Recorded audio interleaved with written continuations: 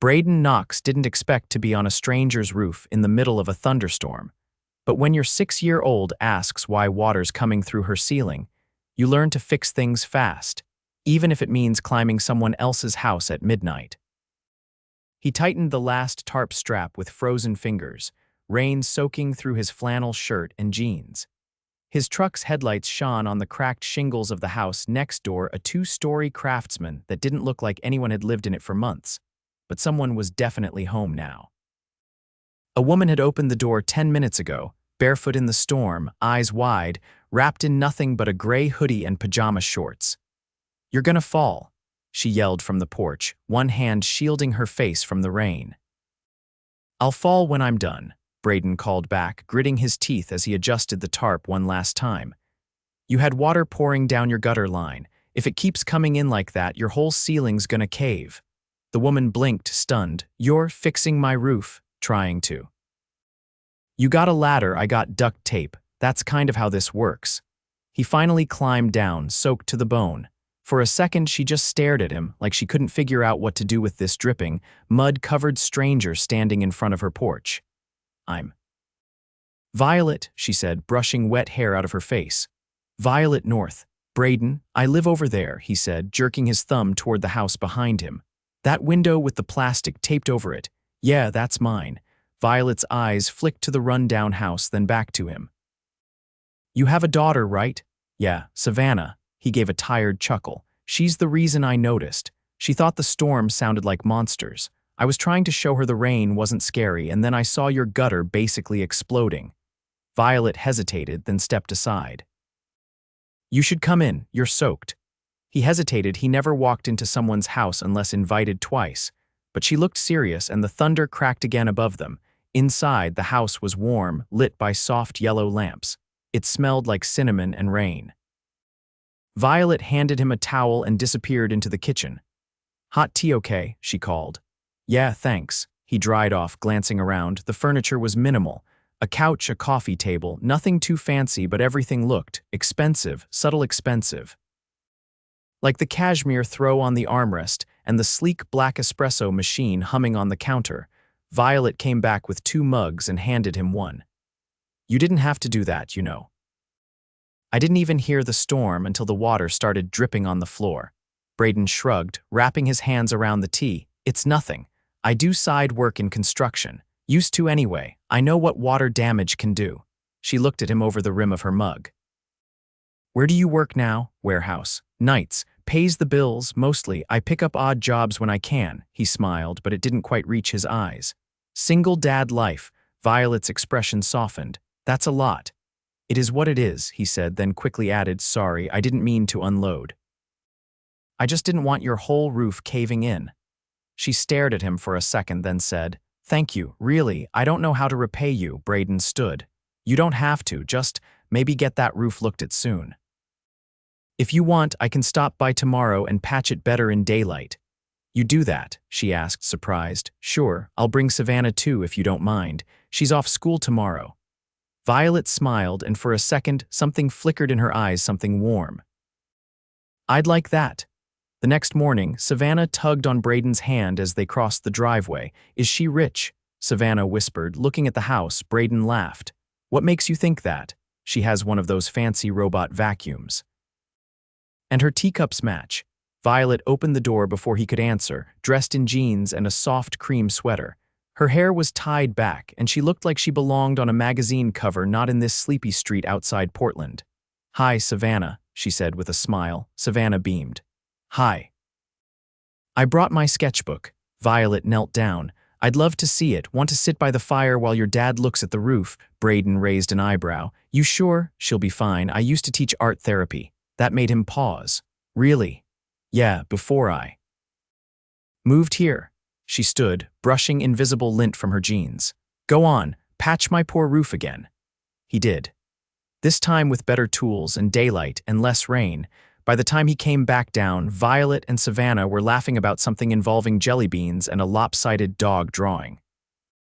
"She's talented," Violet said softly as Savannah dashed off to the kitchen. "Everything she got from her mom," Brayden said. Without thinking, Violet's smile faded a little. She's not around, he shook his head. Left when Savannah was 3. Said she wasn't made for small towns or small lives. I'm sorry. It's okay, we've got each other. He glanced toward the kitchen where Savannah's voice echoed. That's more than enough. Violet looked at him for a long moment. You're a good dad. He wasn't used to people saying that. Not sincerely, he cleared his throat. Thanks, she hesitated. Listen, I know you don't know me, but I'd like to pay you for today. For yesterday, too. No, he said instantly. I didn't do it for money. I know, but I want to. You helped me out. Let me help you. He looked at her, really looked. There was something behind her eyes she hadn't said yet, but she didn't push, didn't insist. He smiled. Tell you what, if you really want to thank me, let Savannah come over again sometime. She liked you. Violet smiled. Deal? By the end of the week, Brayden had repaired the worst parts of the roof. Violet offered him dinner twice. Both times he stayed longer than he meant to. Savannah adored her, and Violet was easy to talk to, kind, funny. She had this calm energy that made everything feel less heavy. He never asked what she did for work. She never said, but one night as they sat on the porch drinking coffee, he glanced at her car again, a sleek black coupe parked in the driveway. That thing's worth more than my house, he joked. She looked down at her mug. I didn't grow up with money, but after my parents passed, they left me everything. They owned a few companies. I sold most of it, kept what mattered. Brayden blinked. So you're a millionaire, she said simply. Yeah, the silence stretched. I didn't want people to know, not here. I moved to this town to get away from all of that. Brayden let out a breath. Well, that explains the espresso machine. She laughed, and the sound made his chest ache in a weird, warm way. Does it change anything? She asked quietly. He looked at her. No, it doesn't, she smiled. And for the first time in a long time, Brayden felt like something in his life wasn't falling apart, but falling into place. Brayden adjusted the strap of the tool bag slung over his shoulder as he nudged open the gate to Violet's backyard. The early spring sun had finally broken through the clouds, casting a golden light across the grass that was greener than he remembered. Savannah skipped ahead of him, holding a small plastic container filled with macaroni bracelets she'd spent the morning making. Violet wasn't on the porch like he'd expected. Instead, her voice floated from somewhere near the garden beds in back. I didn't think tulips would take in this soil, she was saying to someone. Brayden rounded the corner and stopped. Violet stood beside an older woman with a silver braid down her back, both of them wearing garden gloves and holding small spades.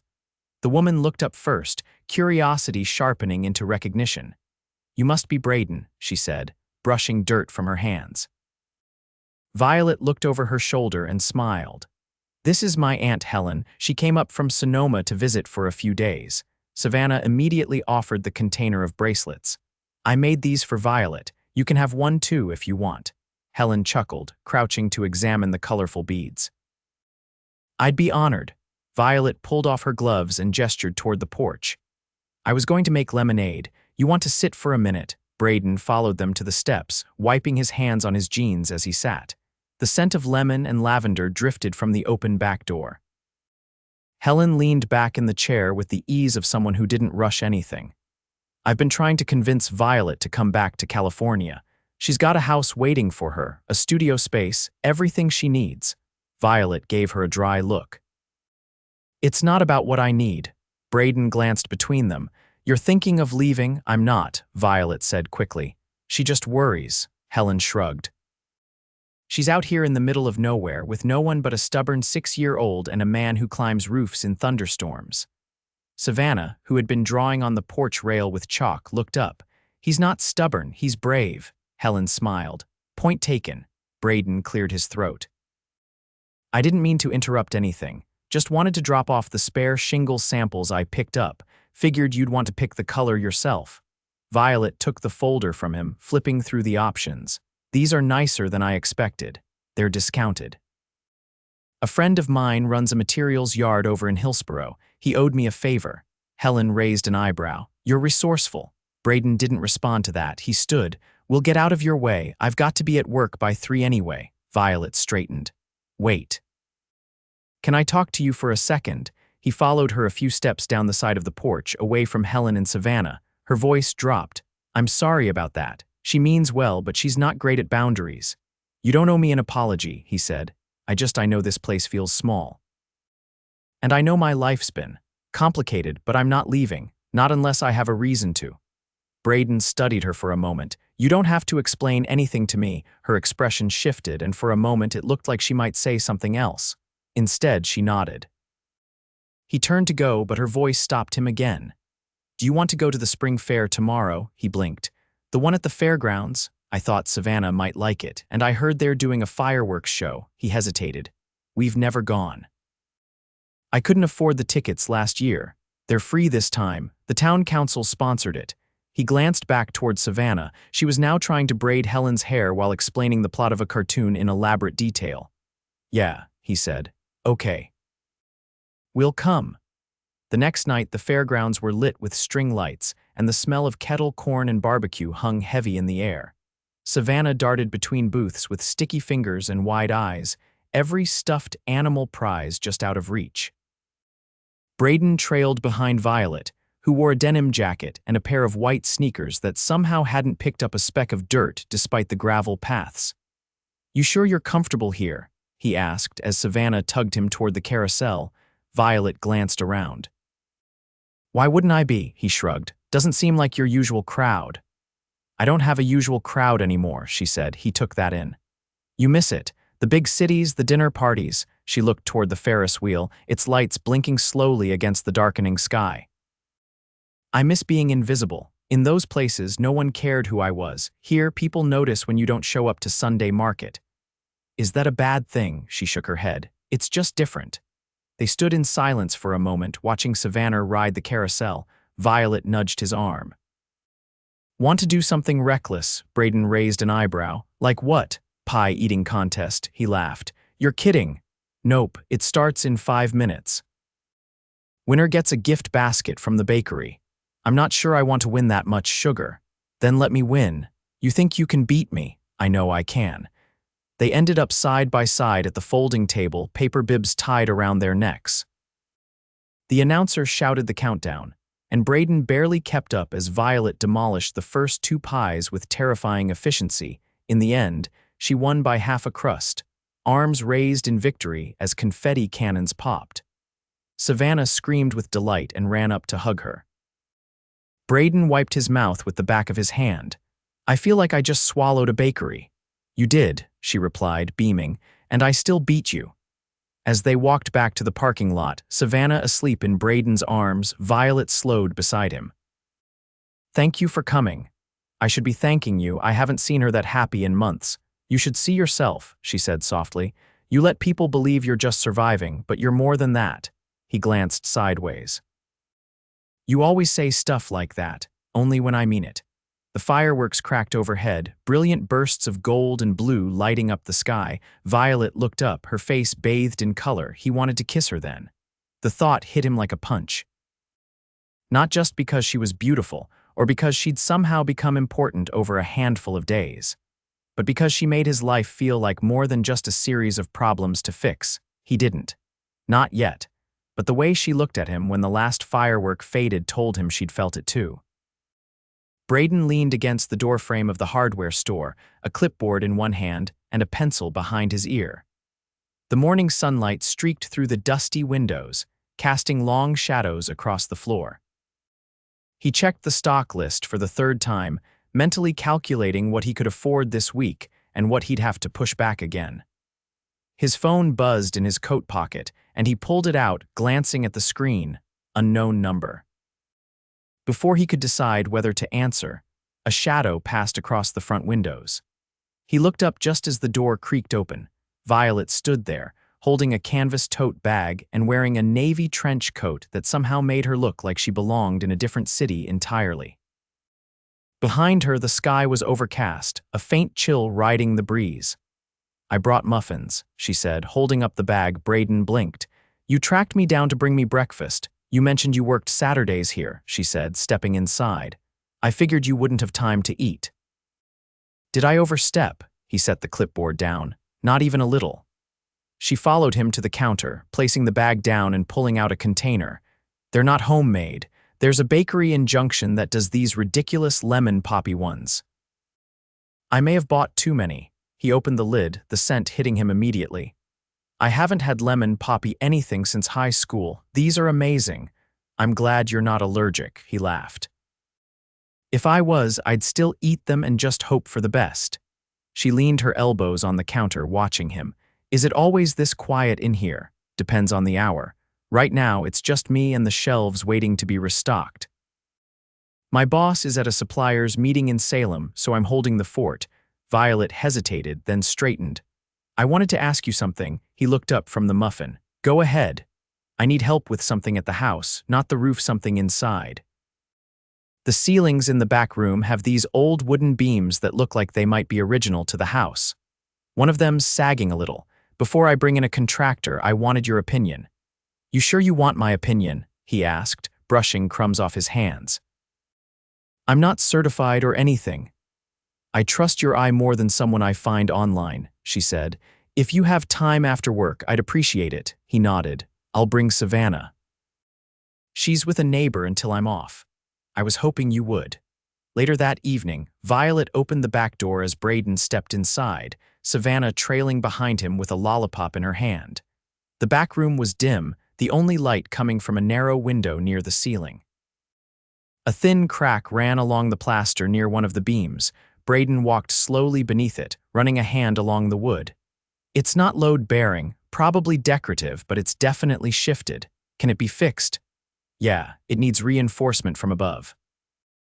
I'd have to see what's in the attic. Violet didn't move. You can go up if you want. Savannah had already curled up on the couch with a coloring book Violet had set out for her. Brayden disappeared up the narrow attic stairs, his footsteps muffled above. When he came back down, he wiped his hands on his jeans. There's a split in the joint. Someone tried to patch it years ago with glue and a metal bracket. It's failing now. Can I hire you to fix it? He hesitated. You could hire someone better. I didn't ask for someone better. He studied her face, looking for a joke or a smile, but her expression was steady. You're serious. I'd rather have someone in my house who cares about what they're doing. He nodded slowly. I'll need to get a few things. I can start tomorrow afternoon. The next day, Brayden returned with his tools, and over the following week, the repair became more than just a job. He worked in the afternoons while Savannah did her homework at Violet's kitchen table. Violet started joining them for dinner, and somewhere between tightening brackets and replacing cracked wood, the silence between them began to feel like comfort instead of awkwardness. One evening, after Savannah had fallen asleep on the couch and Violet was folding a blanket over her, Brayden leaned against the railing of the back porch, watching the clouds roll in. Violet stepped out beside him, holding 2 mugs of coffee. He took one. You always make it this strong. You're the one who said you needed to stay awake. He looked out at the horizon. I don't usually let people into our world like this. She didn't answer right away. I know, he turned to face her. You've been kind to Savannah, to me. And I know there's more going on with you than you say. Violet gripped the mug tighter. What makes you say that? You disappear for hours sometimes. You don't work, at least not that I've seen. But you get calls you step outside to take, like you're hiding something. She looked down at her feet. I'm not hiding, I just don't want to be that person here. What person? The one people expect things from. Who has to be polished and perfect and constantly explaining why she doesn't want to be in a penthouse anymore. He let that settle. You don't owe me an explanation. I know, she said, her voice softer, but I want to give you one. He waited. My parents built a fortune in tech before the crash. They sold just in time and left me everything. I was 25. I didn't know what to do with it, so I hired people who did. For a while, I let others decide what my life should look like, who I should be with, what I should buy, who I should become. And now I want choices that are mine. I bought this house because no one here knew my name, and then you showed up on my roof like a lunatic, and somehow that made me feel like I belonged. Brayden exhaled. I'm not used to people choosing me. I'm not used to being honest, she admitted. He reached out, brushing a strand of hair from her face. I don't care how much money you have. I care how you make Savannah laugh, how you listen when no one else does. She stepped closer. I don't know what this is, Brayden, but it's the first thing in a long time that feels real. And just like that, something shifted. Quietly, completely, he leaned in and kissed her. It wasn't rushed or desperate. It was steady, certain, a promise wrapped in silence. When they pulled apart, Violet touched her forehead to his. "You should stay for dinner," he nodded. "Yeah, I should." Brayden stood in front of the mirror in his bedroom, adjusting the collar of the only clean button-up shirt he owned. It was a dark gray, sleeves rolled to the elbows, slightly faded at the seams but still presentable. Savannah was sitting cross-legged on the bed behind him, braiding beads into the fringe of a scarf Violet had given her just because. "You look weird when you try to be fancy," she said, chewing on a jelly bean. He turned, eyebrows raised. "Weird how? Like you're pretending to be someone on a magazine," he laughed under his breath. "Thanks for the boost of confidence." Savannah hopped off the bed and tugged his sleeve. "Violet already likes you. You don't have to look like anyone else." He crouched to her level. "You really think that?" She nodded. "I asked her if she was going to marry you, and she didn't even say you. She just laughed and got all red." Brayden pressed a kiss to her forehead. "You're something else, kid." He dropped Savannah off with their neighbor, Mrs.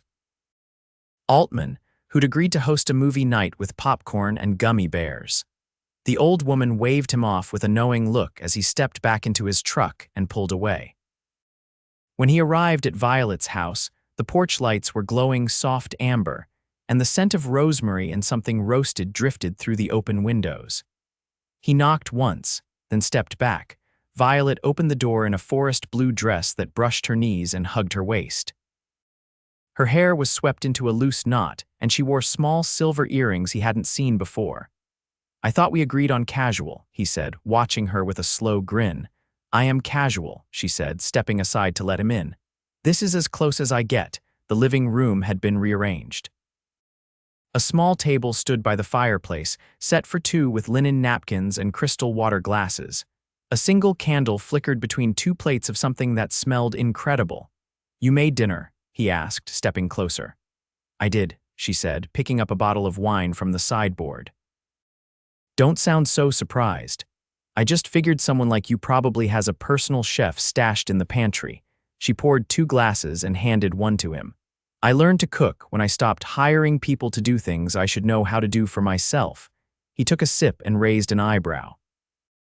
"That's deeper than I expected for a Wednesday night," she smiled. "You bring it out in me."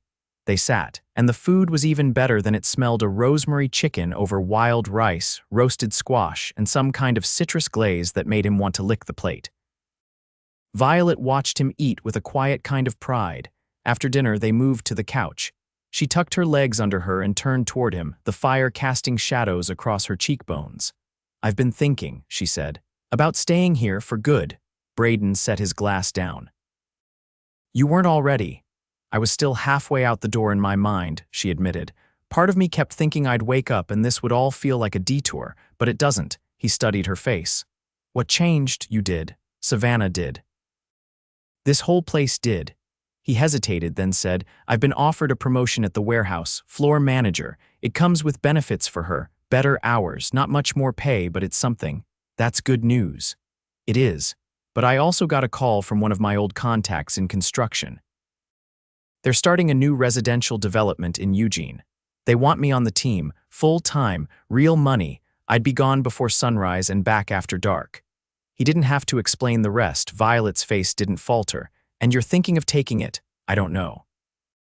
It'd mean more for Savannah, a better shot, but it'd also mean less time with her, and with you. She reached for his hand. "You've spent your whole life making decisions for other people. Maybe it's time to make one for yourself." "I don't even know how to do that." "Then let me help." He looked down at her fingers wrapped around his, then back up. "What if I mess this up? Then we figure it out, together." Brayden leaned back, processing. The fire popped, a log shifting. "I've never had someone say that and mean it." "I mean it," she said simply. "I think I'm falling in love with you," he said, barely louder than the crackle of the flames. She didn't move. "That's good." "Because I already did." He pulled her gently toward him, hands at her waist, and kissed her like he'd never kissed anyone before, with hope and grounding and a future wrapped in the shape of her mouth. Later that week, Brayden stood in the middle of the backyard, hammer in hand, as Violet pointed up at the empty pergola frame. "I was thinking string lights," she said, "and maybe a swing." You sure you want to turn this into a fairy tale? I'm not interested in fairy tales, she said. I want a life, a real one. With you. He glanced over at Savannah, who was chasing soap bubbles across the lawn. Then let's build it. That Saturday, the three of them drove out past the city limits to a quiet stretch of land Violet had bought in secret months before. It overlooked a wide field of wildflowers, with a single oak tree standing tall in the center. I was going to keep it as a retreat, she said, somewhere to get away from everything. Brayden stared at the view. Looks more like a place to build something. She handed him a folded piece of paper with rough sketches on it: a small house, a wide porch, a garden in the back. I had an architect friend draw it up, she said. But it's only lines unless someone brings it to life. He unfolded the paper fully, letting the wind catch the edge. You want me to build this? I want us to build it, she said. For us, for her. For whatever comes next. He looked over at Savannah, who had already run ahead to the tree and was lying underneath it, arms stretched wide. We'll need permits, he said, eyes still on the horizon. I already filed them, he laughed, pulling her into his chest. You really don't do anything halfway, do you? No, she murmured. Not when it matters. He kissed her again, this time with the full weight of knowing they'd both come from broken places, knowing they weren't perfect, but they were real, and they were together, and that was everything. Brayden stepped out of the truck, the gravel crunching under his boots as he surveyed the framed skeleton of the house rising from the field. The beams stretched toward the sky like a promise half fulfilled, and the scent of sawdust and fresh-cut lumber clung to the warm air. The sun was beginning to dip low, casting the sky in long streaks of orange and lavender. He pulled his tape measure from the side pocket of his jeans and tucked a pencil behind his ear, but before he could take another step, Violet's voice called from behind him. You're late. He turned to find her walking toward him from the oak tree, a clipboard in one hand and a straw hat in the other. She wore a tucked-in linen blouse rolled at the sleeves and a pair of scuffed work gloves, and her cheeks were flushed from the sun. Late, he said, setting down a box of nails. I've been here since 6, I meant for lunch. I brought sandwiches. You promised you'd take a break today. He glanced back at the half-built frame. I figured I'd eat while I work. Violet crossed her arms, arching an eyebrow. You're not working alone anymore, remember? He chuckled and followed her toward the tree where a blanket had been laid out, weighed down with 2 thermoses and a paper bag. As they sat, Savannah came bounding over from the far end of the field where she'd been pulling weeds from a small garden bed Violet had started. I found worms, she announced, holding out a dirt-covered hand. Please don't bring them to the blanket, Violet said, passing her a sandwich. Savannah plopped down with a grin. Can I name them? As long as they stay out of the sandwiches, Brayden said, unwrapping his lunch. Violet leaned back against the tree trunk, brushing a strand of hair from her cheek. I talked to the school this morning. Brayden looked over. Something wrong? No, I enrolled her, he blinked. Already. She starts in 2 weeks. They had an opening in the art-centered program. It's small, but the kids work on murals and sculptures and all kinds of projects. Savannah's head shot up. I get to paint walls, only if they say yes, Violet said, but it's part of the curriculum. Brayden rested his arm on his knee, watching Violet quietly. You did that without asking. I didn't think you'd say no. I wouldn't have, he said. It means something, you doing that. She picked at the corner of her sandwich. I want to be part of this, not just for her, for both of you. Savannah leaned her head against Violet's shoulder. You already are. They stayed under the tree until the sun dipped low, bathing the wildflowers in gold.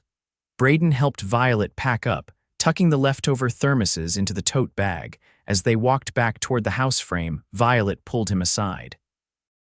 I talked to Helen. Yeah, he said, adjusting the bag on his shoulder. She asked if I was still planning to sell the studio in Sonoma. He stopped. Are you? I told her no.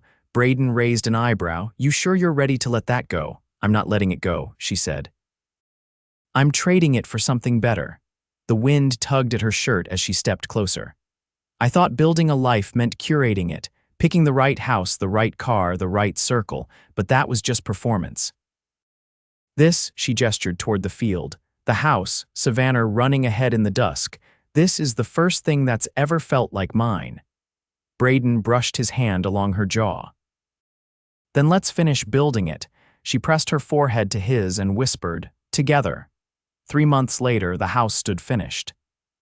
It was modest in size but full of light and warmth, with wide windows that faced the tree and a back deck that overlooked the garden Violet and Savannah had planted together. A swing hung from the oak limb, and wind chimes danced softly in the breeze. The ribbon-cutting ceremony was not the grand affair Violet's past life might have demanded. It was just them, a pair of scissors from the kitchen drawer, and Savannah holding up a sign she'd painted that read, "Welcome home." Brayden carried Violet over the threshold, nearly knocking her head on the doorframe, which made her laugh so hard she nearly dropped the champagne bottle tucked under her arm. Inside, the house smelled of fresh wood and lemon oil. The walls held framed sketches, some Violets, some Savannah's, and the couch was already buried in a pile of mismatched pillows. That night, after Savannah had fallen asleep in her new room, Violet and Brayden stood barefoot on the back deck, sipping wine. "I keep thinking I'm going to wake up and find this is just a really detailed dream," she said. He slid an arm around her waist. "If it is, I'm not interested in waking up." She rested her head against his chest. "Do you remember when you said you weren't used to being chosen?" He nodded. "Well," she whispered, "get used to it." He turned her gently and kissed her, slow and sure under the stars. She tasted like wine and home. In the months that followed, life was not perfect, but it was theirs. Violet launched an after-school art program at Savannah's school, using the studio Brayden had helped her build off the side of the house. Brayden took the Eugene project, but only part-time, commuting twice a week while staying rooted at home. They balanced each other, his steadiness, her fire, the way they both gave everything they had to the little life they were building. They hosted dinners on the deck, helped neighbors with repairs, and watched Savannah grow into a brilliant, bold whirlwind of paint and glitter and stubborn opinions. One fall evening, as the leaves turned gold and the sky shifted to the soft blue of September, Brayden knelt beneath the oak tree with a small velvet box in his calloused hands. Violet blinked at him, stunned. "You're serious?" He opened the box.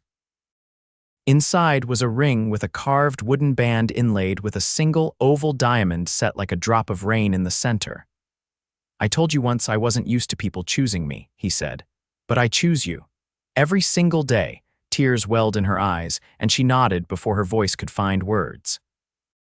"Yes, of course, yes."